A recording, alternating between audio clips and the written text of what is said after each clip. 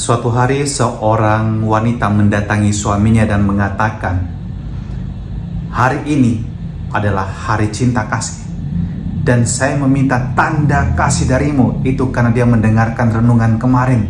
"Dan saya minta engkau mengambilkan saya bunga yang indah itu yang berada di atas bukit sana."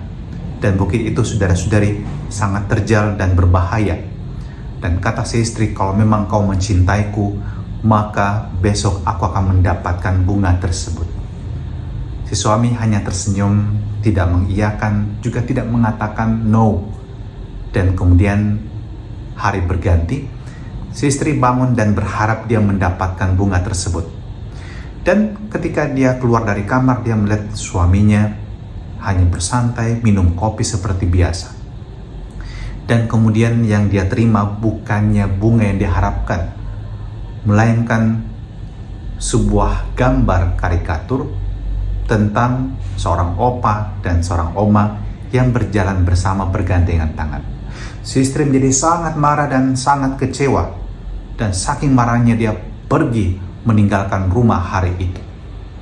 Dan beberapa hari kemudian dia kembali dan menemukan di atas meja ada sebuah tulisan, surat dari sang suami yang mengatakan, "Sayang, aku tidak mengambilkan bunga itu untukmu, bukan karena aku tidak sayang padamu.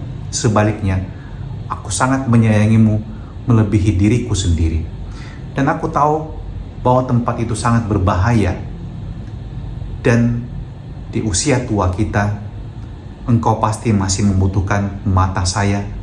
Engkau pasti membutuhkan telinga saya untuk mendengar lebih jelas.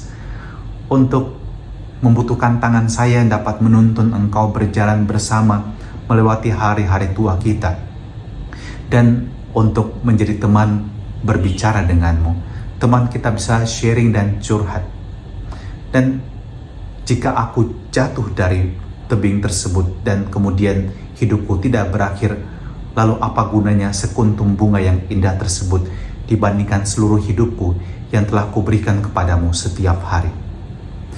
Mungkin juga kadang-kadang kita lamban untuk mengerti mengenai pengalaman-pengalaman manusiawi yang Tuhan berikan kepada kita dalam peristiwa-peristiwa sederhana yang kita jalani.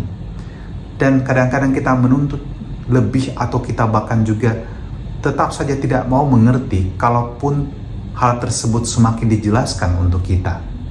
Dan itu juga terjadi pada murid-murid Yesus. Ketika Yesus berbicara tentang mereka bahaya ragi orang-orang Farisi dan Herodes, apa yang terjadi? Mereka tidak mengerti. Mereka merasa bahwa Yesus menyindir mereka karena mereka tidak mempunyai roti.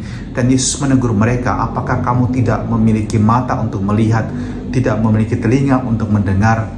Apakah hatimu begitu degil, begitu kerdil? Ketika aku memperbanyak roti, apakah kau tidak melihat itu?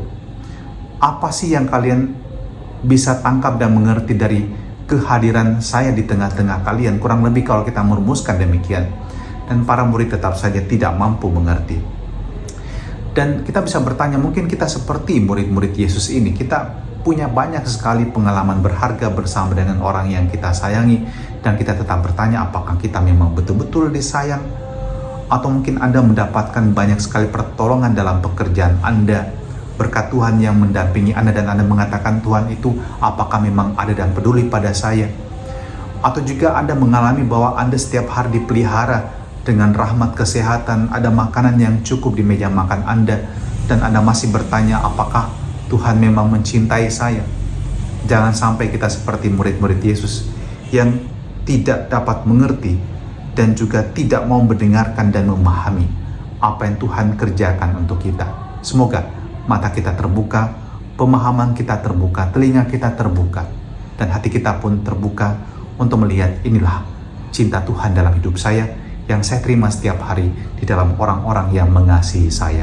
Dan terimalah berkat Allah yang Maha Kuasa untuk menjalani hari ini dalam nama Bapa dan Putra dan Roh Kudus. Amin.